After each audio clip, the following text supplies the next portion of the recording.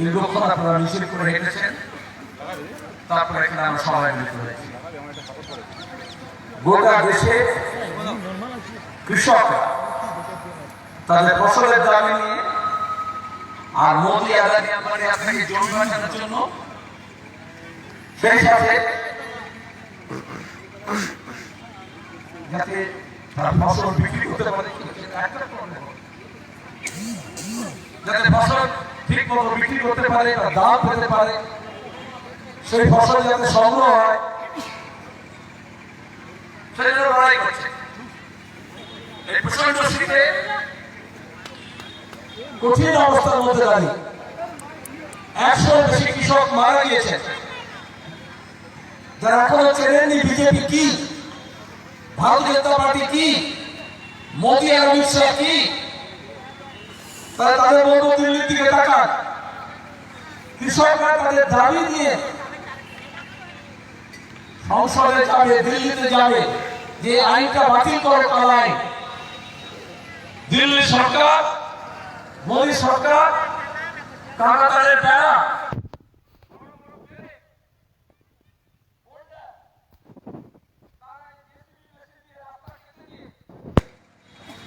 রাস্তা দিয়ে যাবে না, মাঠ ময়দান থেকে আসবে, সেখানে গর্ত খাপ খুলে দিয়ে যে কৃষক যাতে দিল্লিতে না আসে। আর এখানে বিধানসভা ভোটের আগে আদিবাসীর ঘরে, তপশিলি জাতির ঘরে অমিত শাহ 5 স্টার হোটেলে থেকে এসে খাবার খাচ্ছে টেলিভিশনে ছবি তোলার জন্য। আর ওদিকে যোগী 26 তারিখে ট্রাক্টর মিছিল হবে, কৃষকরা পেট্রোল পাম্পে সাইনবোর্ড লাগিয়ে দিল, কৃষকদেরকে ডিজেল পেট্রোল দেওয়া হবে না। আমি অমিত শাহ যোগীকে জিজ্ঞেস করি, কৃষককে ডিজেল দেবে না, আর যদি কৃষক বলে কাল থেকে আমাদের ধান গম তোমাদের দেবো না, না খেয়ে মরে যাবে, ওই তামাশা কিছু করতে পারবে না। চোখের সামনে দেখতে পাচ্ছে মানুষ, এখানে এসে বলছে সোনা বাংলা করবো।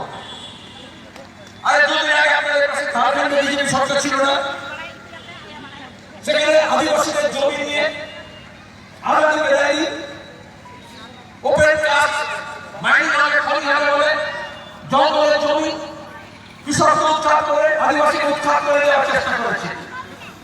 বারবার রাস্তা রোধ হয়েছে, বন্ধ হয়েছে। তারপরে লাঠি মেরে বিধানসভা নির্বাচনে ঝাড়খণ্ডের মানুষ ওই বিজেপিকে তাড়িয়েছে নিজের জমি রক্ষা করার জন্য। আর এখানে এসে বলছে যে সোনা তৈরি করবো। কি করে হবে সোনার বাংলা? দিলীপ ঘোষ বলেছে গরুর দুধ দিয়ে বা মুখ দিয়ে সোনা তৈরি করা যায়। আচ্ছা, বিজেপি কৃষক আর কৃষি কি বুঝবে বলুন, তার কি বোঝাবে? যে দলটা এখনো জানলো না যে গরুর দুধ খায় না মুখ খায়, সে এসে কৃষককে বোঝাচ্ছে কৃষির কোন ফসল কিভাবে লাভ হবে আর কিভাবে দেশ চলবে। কিন্তু বাচ্চারা যায়। আমরা করোনার সময় দেখেছি, ধরুন আমাদের লাখ লাখ শ্রমিক যে কোনো একটা দিনে আমাদের মতো দেশে 7 কোটি ভারতীয় তারা হচ্ছে কোনো না কোনো জায়গায় ঘরের বাইরে থাকে। মোদীজি টেলিভিশনে বক্তৃতা করে বলে দিলেন লকডাউন সব ঘর কে অন্দর रहेगा। মমতা দান করে বললেন ঘরে থাকো। সাইনবোর্ড লাগিয়ে দেওয়া হলো পুলিশের তরফ থেকে, সরকারের তরফ থেকে বিজ্ঞাপন দিয়ে, স্টে হোম বি সেফ। আচ্ছা, যার ঘর নেই সে কোথায় থাকবে? মোদী সরকার, মমতা সরকারের চিন্তা ছিল। আচ্ছা, যারা ঘরের বাইরে ছিল, বললো স্কুল কলেজ হস্টেল সব বন্ধ। এবার যদি ঘর ফেরে ছেলে মেয়েরা স্টেশনে গিয়ে দেখলো ট্রেন বন্ধ, বাস স্ট্যান্ডে গিয়ে দেখলো বাস বন্ধ, বললো কল কারখানা দোকানপাট সব বন্ধ। তাহলে এমন অনেক লোক আছে যারা আলাদা থাকার জায়গা নেই, যেখানে বন্ধ থাকে, রাত্রে শোবে কোথায়? এমন অনেক আছে যে দোকানে কাজ করে, থালা বাসন ধরে রান্না করে সেখানে খায়, বললো হোটেল দোকান বন্ধ, তাহলে খাবে কোথায়? বিজেপি বলল তৃণমূল বলুন, সাধারণ লোকের কথা ভেবেছে? আমরা বলেছি ঘরে ফেরাও। তখন মমতা বলেছে ওটা করোনা এক্সপ্রেস, নিজে ভাড়া করে বাসে করে এসছে, জেলার সীমানায় রাজ্যের সীমানায় পুলিশ দিয়ে ব্যারিকেড করে আসতে দেয়নি, ঢুকতে দেবে না, জঙ্গল দিয়ে ঘুরে যাও, দপ্তরের ওখানে বললো অন্য জায়গায় দিয়ে ঘুরে যাও, কিন্তু সোজা রাস্তা দিয়ে যেতে পারবে না। আজকে যেরকম মোদী কৃষকদেরকে বলছে দিল্লিতে ঢুকতে দেবো না, ওরকম মমতা 4 মাস বলেছে বাংলার ছেলে মেয়েকে বাংলায় ঢুকতে দেবো না বলে সীমানা পাহারা লাগিয়ে দিয়েছিলেন।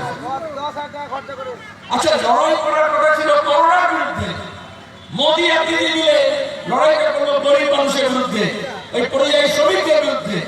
আমাদের এখানে কমরেড আছে যারা বাস ভাড়া করেছে, ব্যবস্থা করে নিয়ে এসছে, তৃণমূল কংগ্রেসের সরকার তাদের বিরুদ্ধে মিথ্যা মামলা দিয়ে দিয়েছে, কেস করে দিয়েছে। আমরা বলেছিলাম টেস্ট করো, মাস্ক দাও, স্যানিটাইজার দাও, ভ্যাকসিন দাও, ওষুধ দাও, হাসপাতাল দাও, বেড দাও, ভেন্টিলেটর দাও, আইসিইউ দাও। সেখানে অবদান, সেখানে নতুন করে কোনো হাসপাতাল, নতুন করে কোনো বেড, নতুন করে কোনো ভেন্টিলেটর ব্যবস্থা করেনি। কিন্তু অমিত শাহ মোদী মিলে পিএম কেয়ারের নামে কোটি কোটি টাকা তুলেছে। যেমন ভোটের সময় টাকা তোলে, এই এখন ভোট হবে, ইতিমধ্যে গোটা দেশের মধ্যে কলকাতায় পশ্চিমবঙ্গের বড় বড় ব্যবসায়ীদের কাছ থেকে, কারাধারের মালিকের কাছ থেকে কোটি কোটি টাকা বিজেপি তোলা শুরু করে দিয়েছে। ওই দেখছেন না, তৃণমূল থেকে বিজেপি যাওয়ার জন্য চাকা ট্রেন পাঠাচ্ছে। ওই যে বললো 10,000 খরচা করে এসেছিলাম, তখন বিজেপি সরকার বলেছে ট্রেন দেবো না, এখানে মমতা সরকার বলেছে বাস দেবো না, তাই তো? কে এখানে বাস মন্ত্রী কে ছিল? শুভেন্দু ছিল না?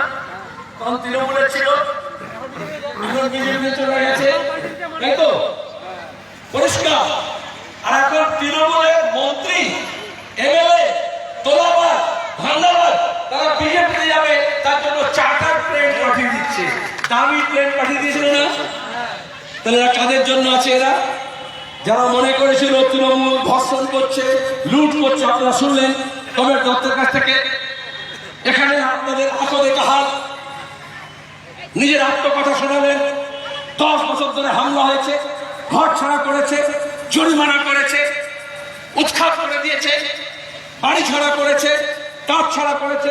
একটা অটো চালায়, টোটো চালায়, রিক্সা চালায়, হকার, তাকে বলেছে না তুমি যদি লাল ঝান্ডা হয় তাহলে তুমি এখানে কাজ করতে পারবে না, তার পেশা থেকে তাকে সরিয়ে দিয়েছে।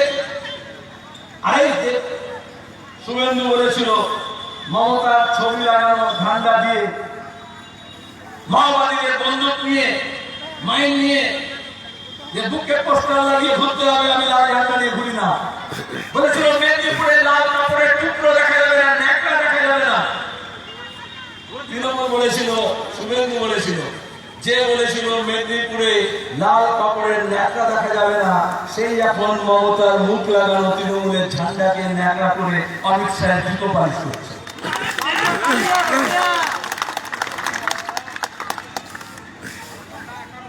আর লাল কাপড়ের মুখে যাবে, চিটফান্ডের টাকা কেনা নাকি? তোলাবাজির টাকা কেনা, 100 টাকা, 100 দিনের কাজের টাকা, ঘরের টাকা, তোলাবাজির টাকা দিয়ে এই যে বলছে লাল ঝান্ডা মানে হচ্ছে হাজারো কৃষক, শ্রমিক, মেহনতি মানুষ, শিক্ষক, কর্মচারী, মহিলারা সমান অধিকারের জন্য, ছাত্ররা শিক্ষার জন্য, শিক্ষকরা মর্যাদার জন্য, বেকার ছেলেমেয়েরা কাজের জন্য তারা লড়াই করেছে। সংখ্যালঘু মানুষ নিজের নিরাপত্তার জন্য, আদিবাসী মানুষ নিজের ভাষা, নিজের সংস্কৃতি, নিজের জীবনধারাকে বজায় রাখার জন্য, তপশিলী মানুষ অস্পৃশ্যতার বিরুদ্ধে সমান অধিকারের জন্য লড়াই করেছেন। আর নিজের কলচে দিয়ে যোদ্ধার, জমিদার, মালিকের নেটে পুলিশের সামনে দাঁড়িয়ে বুক চিতিয়ে দিয়েছে, নিজের কলজের রক্ত দিয়ে এই ঝান্ডা লাল হয়েছে। এটা এত তাড়াতাড়ি কেউ গুটিয়ে দিতে পারবে? হিটলার পারেনি। হিটলার বলেছিল, আজকে যারা মোদী দিদি যাকে ফলো করে, পৃথিবী থেকে লাল ঝান্ডা থাকবে না। আর সেই হিটলার কিন্তু পারেনি। আর এই মোদী দিদি তো আসলে হিটলার নয়, নকল হিটলারের নাতি পুতি। তারা এসে রোজ দেখাচ্ছে নিজের মধ্যে ঝগড়া হচ্ছে। কিসের ঝগড়া? কেউ কেউ আছে দাদা মুসলমানদের বাড়িতে গিয়ে বলেছে বিজেপি খুব বাড়ছে, বিজেপিকে আটকাতে গেলে কি করতে হবে? তৃণমূল করতে হবে, বলেনি? আচ্ছা, বিজেপি কবে আটকালো তৃণমূল? আগে বিজেপি ছিল, 34 বছর ধরে বামফ্রন্ট সরকার ছিল, কোন বিজেপি ছিল? কোন দিলীপ ঘোষের মতো নেতা এটা বলার ভাব ছিল যে 2 কোটি বাঙালিকে বাংলা ছাড়া করে দেবো, এনআরসি করেছি, এনটিআর করেছি? আমাকে বললো যে কি করে দিলীপ ঘোষ এটা বলে? দেখো, নবান্ন 14 দলে যখন চোরটাদের আড্ডা হয়ে যায়, তখন দিলীপ ঘোষের মতো ফেরে বাজন নেতা হয়ে যায়, যারা দাঁড়িয়ে প্রতিদিন মানুষকে শাসন করে। কি করে হলো? আমরা প্রথম থেকে বলেছিলাম কংগ্রেস ভেঙে যখন তৃণমূল কংগ্রেস তৈরি হয়েছিল, আরএসএস এর টাকায়, আরএসএস এর পয়সায় মমতা ব্যানার্জি তৃণমূল কংগ্রেস বানিয়েছেন। আরএসএস বলেছিল মমতা ব্যানার্জি হচ্ছে দুর্গাকে যেমন দশভূজাকে অস্ত্র দেওয়া হয় তারা দিয়েছিল, আরএসএস বলেছিল এরকম মমতাকে রসদ দিতে হবে, অস্ত্র দিতে হবে। কারণ সিপিএম কে হারমাত বানিয়ে দিয়েছিল, বলেছিল হারমাত ওষুধ, ওকে শেষ করতে হবে। আজকে দাঁড়িয়ে বিজেপি তৃণমূলকে সাহায্য করবে? গত ভোটে বলেনি রাজীব কুমারকে ধরবে, পিসিকে ধরবে, ভাইপোকে ধরবে? কারণ এত চোরাবাজি, এত লুট কে কাকে ধরেছে? চিট ফান্ডের টাকা তৃণমূলের নেতারা খেয়েছে। আমরা বিজেপির দলের থেকে পার্লামেন্টে দাঁড়িয়ে বলেছি এরা চোর, নানা সরকারের টাকা চুরি করেছে। আমরা বললাম চোর ধরো, জেল ধরো। বিজেপি বললো চোর দেখে দেখে নিজের পকেটে ভরতে আরম্ভ করে দিল। যত তৃণমূল তারা গিয়ে চলে যাচ্ছে বিজেপির মধ্যে। আমি ছোটবেলায় মিষ্টি দোকানে মিষ্টি কিনতে যেতাম, মিষ্টি এবার মিষ্টি না দিয়ে এই কাপ থেকে মিষ্টি ওইটাকে দিচ্ছে, ওইটাকে মিষ্টি না সাজাচ্ছে। আমাকে তাড়াতাড়ি স্কুলের সময় যাচ্ছে। পরে বড় হয়ে জিজ্ঞেস করলাম তুমি কেন করতে সবসময়? বলে দেখ বাবা, সকালের মিষ্টি বিকেলের মধ্যে না দিয়ে বিক্রি করে টোকে যাবে, আবার পরে আবার মিষ্টি কারখানা থেকে বানিয়ে চলে আসবে। ওই জন্য কি করি, যেটা বাসি হয়ে যায় ওটা তখন এই তার থেকে সামনের তাকে এনে আসে দিই, তাহলে লোকের চোখে ওটাই লাগবে, বলে ওটা দুটো দাও, ওটা চারটে দাও, তাহলে পুরোনো মাল তাড়াতাড়ি কেটে যাবে। ওই রকম তৃণমূল মোদী মমতা কি করছে, এই তার থেকে মাল এই তাকে দিচ্ছে, ওই তাকে মাল এই তাকে দিচ্ছে, আর বাসি তৃণমূল দিয়ে বিজেপিতে তাজা হয়ে দেওয়ার চেষ্টা করছে। কাকে বলা হচ্ছে? চোর কখনো চোরকে ধরে না। আর পুলিশ চোরকে ধরবে? এই রাজ্যের পুলিশটাকে মমতা ব্যানার্জি এমন করে দিয়েছেন, পুলিশের অফিসারদের ছিল না, এসপি মমতাকে মা বলছিল না, এখন বিজেপি গিয়ে মা মাসি তুলে দাম দিচ্ছে না। সিভিক ভলেন্টিয়ার, আমরা সিভিক পুলিশ বলেছিলাম, মমতা বলল সিভিক ভলেন্টিয়ার। তাদেরকে সব রাস্তার মোড়ে দাঁড় করে দিয়েছে, 2 চাকা 4 চাকা 6 চাকা 8 চাকা রেট বেঁধে দিয়েছে, টাকা চলে বলেনি। লোকের উপর রাগ করে, আসলে ওদের উপর রাগ করে কি হবে? ওই সিভিক ভলেন্টিয়ার যে টাকা তুলছে, টেটে যে টাকা নিয়েছে, এসএসসিতে যে টাকা নিয়েছে, শিক্ষক নিয়োগে যে টাকা নিয়েছে, গ্রুপ ডির জন্য যে টাকা নিয়েছে, বিভিন্ন স্কিমের জন্য যে টাকা কাটমানি খায়, এই সব টাকা, গরু বাজারের টাকা, কয়লা খাদানের টাকা, বালিঘাটের টাকা, এঘাট ওঘাট করে কালীঘাটে পিসি আর দিদির কাছে পৌঁছে যায়, ভাইপোর কাছে পৌঁছে যায়। তাতে এতবার বলতো মানুষ সব বুঝতে পারছে। এবার কেউ কেউ বলছে না বিজেপি একটা দেখে নাও, আরে বিজেপি 7 বছর ধরে সরকার আছে, তৃণমূলের যে নেতারা জেলে ছিল ভুবনেশ্বরে, মোদী অমিত শাহর সঙ্গে মমতা সওদা করে নিয়ে সেই সব নেতারা এখন জেলের বাইরে জামিন পেয়ে গেছে। কেউ জেলের মধ্যে আছে? লোকসভা ভোটের আগে আপনারা দেখলেন হঠাৎ ইডি আসছে, সিবিআই আসছে, বলে কি হবে? বলে রাজীব কুমারকে ধরবে, আইপিএস অফিসারকে। এইসব কাগজ টেলিভিশন গুলো সব মমতার ধর্ণা দেখাচ্ছিল না? সিবিআই যাওয়ার আগে পুলিশ কমিশনার থেকে বলে দিল ওরা আমাকে আসছে ধরতে চলে যায়, সব দিয়ে ছবি ক্যামেরা মমতা পৌঁছে গেলেন। তারপরে ভোট হয়ে গেল, রাজীব কুমারকে ধরলো, হ্যাঁ 2 বার শুধু ভুবনেশ্বর কি শিলংয়ে ডেকে পাঠালো। আসলে সিবিআইডি কি করছে, তৃণমূলের যে চোর নেতারা আছে তাদেরকে ডাকছে, সে গরু পাচার করুক, সে সোনা পাচার করুক, সে কয়লা পাচার করুক, সে চিট ফান্ডের টাকা খাক, সে চিলিংবাজি করুক, তোলাবাজি করুক, সিবিআই তাকে ডাকছে, মোদী অমিত শাহ হয়ে সিঙ্গারা খাওয়াচ্ছে, চা খাওয়াচ্ছে, আর তারপর বলছে কবে আপনি বিজেপিতে যোগ দেবেন।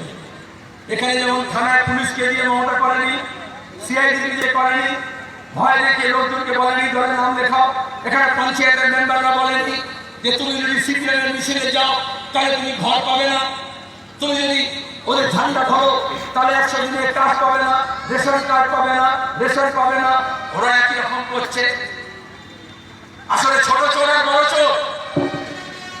তৃণমূলের ঘরে আগে হাত পাকিয়েছে, একটু পকেট মানি করেছে, একটু ছিনতাই করেছে, এইবার মনে করছে বড় ডাকাত দলের নাম লেখাতে হবে। বাদল দেখেছেন একটা ডাল থেকে একটা ডালে লাফায় না, যদি সরু ডাল থেকে মোটা ডালে লাফিয়ে যায় বাদল তো বাদল থাকবে, হনুমান হয়ে যাবে।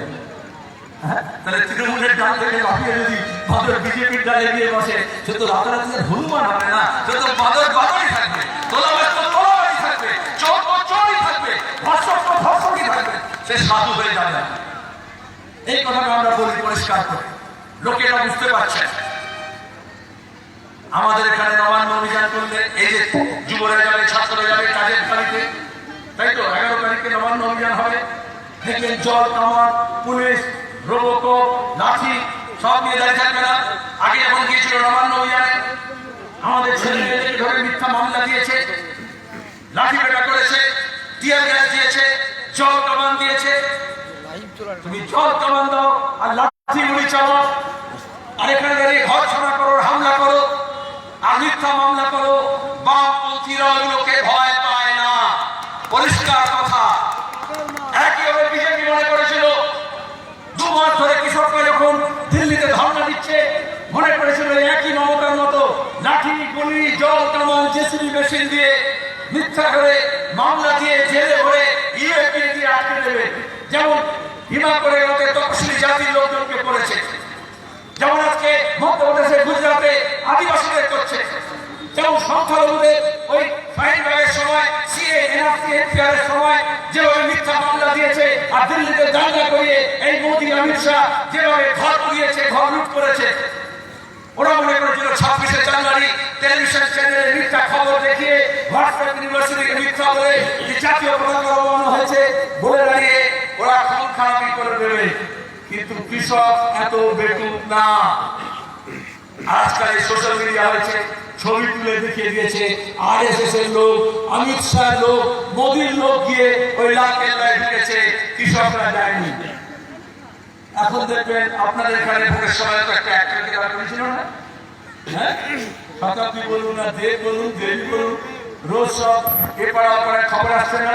কদিন আগে বললো শতাব্দী ট্রেন ছাড়ছে, দিল্লি সরকারের শতাব্দী ট্রেন বন্ধ, কিন্তু এমপি শতাব্দী ছাড়ছে। তৃণমূলের প্ল্যাটফর্ম দিয়ে ছাড়বে, বিজেপির প্ল্যাটফর্মে গিয়ে পৌঁছবে। মমতা ব্যানার্জি বললেন মা এখন যাস না, ভোটের পরে যা। তারপরে শুনলাম দেব নাকি যাচ্ছে, রোজ হচ্ছে না, শুধু যাওয়ার আশা। এরা কেন বেকার ছেলেদের কাজ দেওয়ার জন্য, শিক্ষার জন্য, রাস্তাঘাটের জন্য, ব্রিজের জন্য, উন্নয়নের জন্য। 10 বছর আগে যখন বামফ্রন্ট সরকার ছিল, এই মিটিং এখানে হলে আমরা কি আলোচনা করতাম? জুনিয়র হাই মাদ্রাসা হাই হবে কিনা, সেকেন্ডারি স্কুল হায়ার সেকেন্ডারি হবে কিনা, নতুন ব্রিজ হবে কিনা, কোথায় বিজলির খাম্বা পৌঁছায়নি সেখানে বিজলির খাম্বা পৌঁছবে কিনা, কল কারখানা হবে কিনা, শালবনিতে জিন্দালে স্টিল কারখানা হবে কিনা, সিঙ্গুরে গাড়ি কারখানা হবে কিনা, নন্দীগ্রামে কেমিক্যাল হাব হবে কিনা, বেকার ছেলেমেয়েরা কাজ পাবে কিনা। বিজেপি আর তৃণমূল মিলে যেরকম উত্তর ভারতে কন্যা ভ্রূণ হত্যা হয়, সেভাবে আমাদের রাজ্যে শিল্পের সম্ভাবনার ভ্রূণ হত্যা করেছে একসঙ্গে মিলে বিজেপি আর তৃণমূল। আজকে দাঁড়িয়ে আমরা মিটিং করলে কোথায় কামদুনি হয়েছে, কোথায় মেয়েদের ইজ্জত দেওয়া হয়েছে, পরিযায়ী শ্রমিকদের উপর কি কষ্ট হয়েছে, হাসপাতালে কি অব্যবস্থা আছে, স্কুল কলেজে পড়াশোনা হচ্ছে না। আজকেও দাঁড়িয়ে শিবমন্দির স্কোয়ারে 500 শিক্ষকরা মিছিল করে যাবেন, সেখানে নিয়ে ধুমধুমার কাণ্ড হয়ে গেল। মাদ্রাসার শিক্ষকরা যেখানে মমতা বলেছিল 10,000 মাদ্রাসা করে দেবে, 250 করেনি। সেই মাদ্রাসা ফোরাম কদিন ধরে বিকাশ ভবনের সামনে গিয়ে হত্যা দিয়ে পড়ে আছে। প্রতিদিন কোথাও ভিআরপি, কোথাও জীবিকা সহায়ক, কোথাও দাঁড়িয়ে প্রাণী বন্ধু, কোথাও দাঁড়িয়ে আশা, কোথাও মিড ডে মিল, কোথাও আইসিডিএস। সবই তো স্কিমের কাজ হচ্ছে, সরকারি চাকরি ধরে এই সব স্কিম ওয়ার্কাররা আজ যারা পরীক্ষা দিয়েছিল, এসএসসি দিয়েছিল, এসএসসি দিয়েছিল, টেট দিয়েছিল, মাদ্রাসা সার্ভিস কমিশন দিয়েছিল, কলেজ সার্ভিস কমিশন দিয়েছিল, তারা সব অপেক্ষা আছে আর মমতা এখন বলছেন ভোটের আগে দুয়ারে সরকার, বলছে না? হ্যাঁ, খুব বিজ্ঞাপন হচ্ছে। আচ্ছা, দুয়ারে সরকার মানে কি? জ্যোতি বসু যখন পঞ্চায়েত ব্যবস্থা করেছিলেন, বলেছিলেন রাইটার্স থেকে সরকার চলবে না, আপনাদের পাড়ায় পাড়ায় জেলা পরিষদ, পঞ্চায়েত সমিতি, গ্রাম পঞ্চায়েত হবে। সেখানে শুধু প্রধান নয়, মেম্বার নয়, গ্রাম সংসদ হবে। এখন তৃণমূলের 10 বছরে গ্রাম সংসদ শোনেন? গ্রাম সংসদ সভা হয়? কোন হিসেব কিতাব হয়? কোথায় জল, কোথায় নল, কোথায় কলকি জানে? শুধু কন্ট্রাক্টর আর উপপ্রধান প্রধান। কেন হবে না? ভোট না দিয়ে, নমিনেশন জমা না দিতে দিয়ে কাউন্টিং পর্যন্ত গন্ডগোল করে ভোট লুট করেছিল, তাই তো? আমরা পরিষ্কার কথা বলি, এই বিধানসভা নির্বাচন হবে আর বাম ধর্মনিরপেক্ষ গণতান্ত্রিক যে শক্তি নতুন করে ক্ষমতায় আসবে, তাদের প্রথম কাজ হবে এই চোর লুটেরা দখলদার পঞ্চায়েতকে লাঠি মেরে তাড়িয়ে দিয়ে জনগণের পঞ্চায়েত আমরা তৈরি করব। যতগুলো শূন্য পদ আছে সেখানে নিয়োগ করব, যতগুলো মিথ্যা মামলা আছে প্রত্যাহার করব, আর যত টাকা এরা লুট করেছে, সে আফগানিস্তানের নামে হোক, সে রোজভ্যালির নামে হোক, সরলার নামে হোক, যত তোলা তুলেছে, যত প্রাইমারি স্কুলে চাকরি দেওয়ার জন্য, গ্রুপ ডি চাকরির জন্য টাকা নিয়েছে, যত কাট মানি খেয়েছে, যেরকম গরুর ধানিতে সর্ষে দিয়ে পিষে তেল বার করা হয়, এই তোলাবাজদের ওই রকম পিষে নিংড়ে আমরা সব তেল বার করব। গরিব মানুষের হক, গরিব মানুষের টাকা, এ রাজ্যের মানুষের লুটের টাকা আমরা ফেরত নেব। এই জন্য ওরা এখন বিজেপির ছাতায় গিয়ে আশ্রয় নিতে চাইছে। এই জন্য ওরা বারবার চেষ্টা করছে। আর কেউ কেউ মনে করছে এই তো নেতারা যাচ্ছে, তারা তো বিজেপির একটা হওয়া হয়েছে। না, আপনারা পঞ্চায়েতে দেখেননি, এই জেলায় দেখেননি, আমফানের সময় দেখেননি, দক্ষিণবঙ্গ দেখেননি, যখন টাকা তৃণমূল লুট করছে, যেখানে বিজেপির পঞ্চায়েত হয়েছে, তৃণমূল বিজেপি মিলে যেখানে পঞ্চায়েত করছে, যেখানে প্রধান বিজেপি, তৃণমূল প্রধান, চুরির ব্যাপারে দুজনে হাম কিসি সে কাম নেই, কেউ কারো কম নয়। ঘরের টাকা যখন লুট হয়েছে, নেতার ঘরে ঢুকেছে, তৃণমূলের নেতার ঘরে ঢুকেছে। আরে এই যে মুকুল রায়কে তৃণমূল থেকে বিজেপি নিল কেন? বললো চিট ফান্ডের টাকা তুমি কালীঘাটে পৌঁছেছো, তাহলে বিজেপির ভাগ যাবে কোথায়? ওই যে বলেছিল না ভাগ মুকুল ভাগ, কেউ কেউ মনে কিছু বলে মুকুলকে তাড়াবে বলছে। আরে পাঞ্জাবিতে ভাগ মিল্খা ভাগ মানে হিন্দিতে পালিয়ে যাওয়া, ছোটা ছোটা, কিন্তু বাংলায় ভাগ মানে হিস্সা। তাহলে বিজেপি তৃণমূলকে বলেছে, মুকুল রায়কে বলেছে, শুভেন্দুকে বলেছে, নারলা সারলা তোলাবাজির টাকা, হলদিয়ায় এত তোলাবাজি করে কারখানা বন্ধ করে দিলে সেই টাকা শুধুমাত্র পিসিকে দেবে, ভাইপোকে দেবে, তাহলে বিজেপি কি শুধু আঙুল চুষবে? এই জন্য বললো ভাগ ভাগ, মুকুল ভাগ নিয়ে দিল্লিতে পৌঁছে দিল, বললো ঠিক আছে তুমি খোঁজ, ও বি খোঁজ।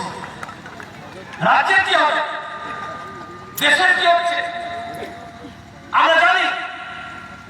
এত হামলা করেছে, এত পার্টি অফিস দখল করেছে, আগুন লাগিয়েছে, এই গোল করে করেছে, প্রোগ্রামে করেছে, কিন্তু সিপিএমকে শেষ করতে পারেনি। 9টা দলের বামফ্রন্ট সরকার ছিল, ওরা মনে করেছিল সরকার চলে গেলে বামফ্রন্ট শেষ। আজকে 16টা দল আমরা একসঙ্গে আছেন, বামপন্থী দল, তার সঙ্গে সহযোগী দল, তার সঙ্গে কংগ্রেস। যে কংগ্রেস 2011 সালে তৃণমূলের সঙ্গে গিয়েছিল বলে তৃণমূল নবান্নে গিয়েছে। যদি কংগ্রেস তৃণমূলের সঙ্গে না যেত, মমতা ব্যানার্জির মুরত ছিল না কোনোদিন বিধানসভা জিতে সরকারে যাবে। কিন্তু বিজেপি আজকে যারা তৃণমূল করছে তাদেরকে বলছি, মমতা ব্যানার্জির নিয়ম হচ্ছে যার মাথায় পা দিয়ে ওপরে ওঠে সিঁড়িতে, প্রথমে তাকে লাথি মেরে সরিয়ে দেয়। এই রকমই কংগ্রেসের মাথায় পা দিয়ে 2011-তে মমতা ব্যানার্জি রাইটার্সে গিয়েছিলেন, আর তারপরে উঠে গিয়ে লাথি মেরে সরিয়ে দিয়েছে। কি বললো? কেউ বিরোধীরা কোনো কথা বলবে না, সব একা, সব ক্ষমতা চাপ থাকবে।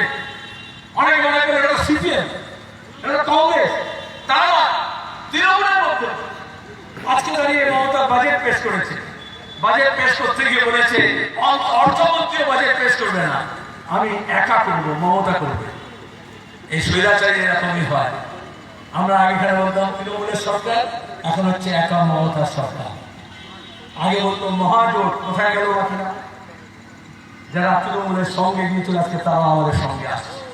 এই 16 দল, তার সঙ্গে কংগ্রেস, তার সঙ্গে এই যে ভাইজান Abbas Siddiqui Indian secular front বানিয়েছে, আদিবাসীদের সংগঠন, তপশিলি জাতিদের সংগঠন, সংখ্যালঘুদের সংগঠন, আমরা সবাইকে নিয়ে বলেছি আমরা একসঙ্গে হব, কারণ আমাদের প্রথম কাজ হচ্ছে এই রাজ্যকে বাঁচাতে হবে। তৃণমূল যাচ্ছে সেই দিকে, কেউ কেউ মনে করলো তাহলে বিজেপিকে ডেকে নিয়ে চলে আসে, তাই না? বিজেপিকে ধরে আনার চেষ্টা করছে, কিন্তু গোটা দেশ দেখছে বিজেপি কি জিনিস। ত্রিপুরা দেখছে, দুদিন আগে মানিক সরকার এসেছিলেন, যা যা মমতা ব্যানার্জি তৃণমূল কংগ্রেস কাজ করেছে, বিজেপির বিপ্লব ত্রিপুরা রাস্তায় একই কাজ করছে। প্রতিদিন ওখানে মানুষ কাজ হারাচ্ছে, ঘর ছাড়া হচ্ছে, মিথ্যা মামলা হচ্ছে, হামলা হচ্ছে। আর এই জন্যই এখানে সবাই মিলে এখন বলছে না দাদা আপনারা ভালোই ছিলেন, বলছে না, না ভালোই ছিল। ওই যে বললো কাপড় পরার সময় বললো ফেরাতে হাল ফেরাও না, কেন বলছে? কারণ এই সব তৃণমূলের সঙ্গে গিয়ে সব ছেলেরা এক হয়েছিল, বলেছিল লাল হটাও দেশ বাঁচাও। তৃণমূল বিজেপি মিলে বলেছিল লাল হটলো, কিন্তু দেশ যেন গ্রামকে গ্রাম বাঁচলো না। তাই আজকে কৃষিকে বাঁচানোর জন্য, কলকারখানাকে বাঁচানোর জন্য, নতুন কলকারখানা তৈরি করার জন্য, শিক্ষার অবস্থা ঠিক করার জন্য, স্বাস্থ্যের অবস্থা ফেরানোর জন্য, নতুন কর্মসংস্থান সৃষ্টি করার জন্য আমাদের আবার লালকে ফেরাতে হবে। একা লাল নয়, তার সঙ্গে যারা বিজেপির কাছে শীত দ্বারা বিক্রি করে দেবে না, যারা তৃণমূলের কাছে মাথা নত করবে না, ভয় ভীত হবে না, তাদের সবাইকে নিয়ে আমরা ঐক্যবদ্ধ সংগ্রাম করছি। আর সেই লড়াই আপনাদের সামিল হতে বলেছি। 2 বছর আগে আমার আসার কথা ছিল, এখানে প্রচন্ড বৃষ্টি হলো, আপনার মিটিং ক্যান্সেল হয়ে গেল, বললো জল দাঁড়িয়ে সুরক্ষা, বললেন না আসতে হবে না। কয়েক 10 বছর ধরে পাশে কেশপুর দিয়ে গুন্ডা বদমাইশ দিয়ে এখানে হামলা করেছিল, মস্তান তৈরি করেছিল না, নদী পার করেছিল না।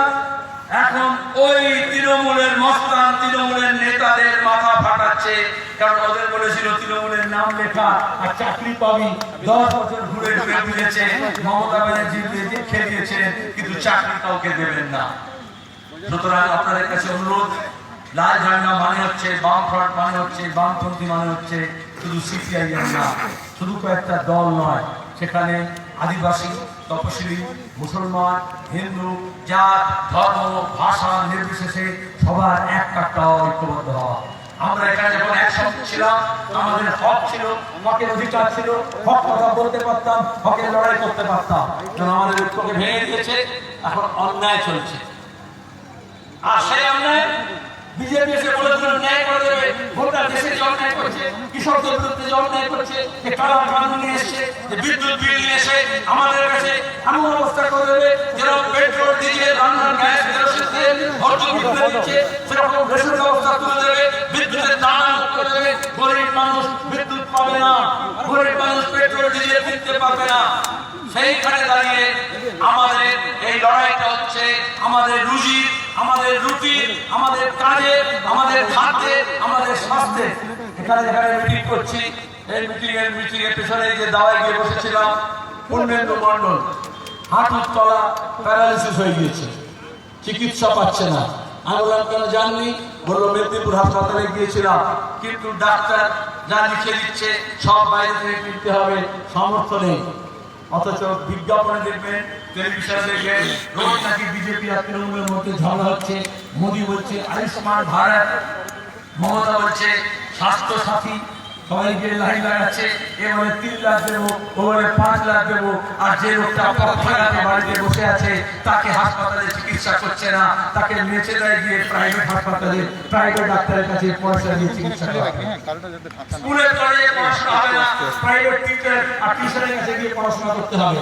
হাসপাতালে চিকিৎসা হবে না, প্রাইভেট নার্সিং হোমে যেতে হবে। সরকারি জায়গায় কাজ হবে না, কন্ট্রাক্টরের আন্ডারে অসংখ্য শ্রমিক হিসেবে কাজ করতে হবে। এ রাজ্যে কাজ হবে না, অন্য রাজ্যে গিয়ে কাজ করতে হবে। বাংলা এজন্য তৈরি হয়নি, আমরা তিল তিল করে এই বাংলা তৈরি করেছিলাম। আমাদের ছেলেমেয়েরা বিদেশে বিভূতিতে না, এইখানে যাতে কাজ পায় তার ব্যবস্থা আমরা করব, এবং সেজন্য কল কারখানা গড়ে তুলতে হবে। এখানকার স্বাস্থ্য, এখানকার শিক্ষা ব্যবস্থা এমন হবে আমাদের বাইরে যেতে হবে না, বাইরে থেকে এখানে আসবে।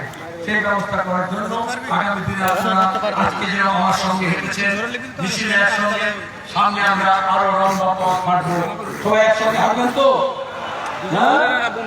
আপনারা এই পৃথিবীটার জন্য যেরকম খেলেছেন, সামনে আরো হাঁটতে হবে। রাজি তো?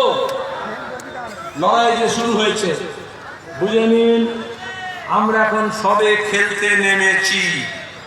তৃণমূল মনে করেছিল বিপক্ষকে সব সাফ করে দিয়ে একা ফাঁকা মাঠে গোল দেবে। এই গোল গ্রামে দাঁড়িয়ে বলে দিলাম, তৃণমূল তুমি গোল তো দিতে পারবে না। যদি নতুন করে গন্ডগোল করো, তাহলে এখন যেমন মমতার ছবি লাগাচ্ছিল কেউ, কেউ আবার অমিত শাহের ছবি লাগাচ্ছে, কেউ আবার শুভেন্দুর ছবি লাগাচ্ছে। এখন হলদিয়া আসবে মোদি, আসতে গিয়ে দেখলাম সব মোদির হোর্ডিং তৈরি হচ্ছে, হাজার হাজার লাগানো হবে। আমরা বলি বিজেপি তৃণমূলকে ওই সব নেতাদের ছবি তুলে লাভ নেই, নিজের নিজের ছবি তুলে রাখো। যদি এবার মনে করো উঠে গিয়ে ঝামেলা করবে, তাহলে ওই ছবিগুলো বড় করে পরে মালা দেওয়ার জন্য নিজের বাড়িতে সেই ছবিটা সাজিয়ে রাখতে হবে। হবে তো?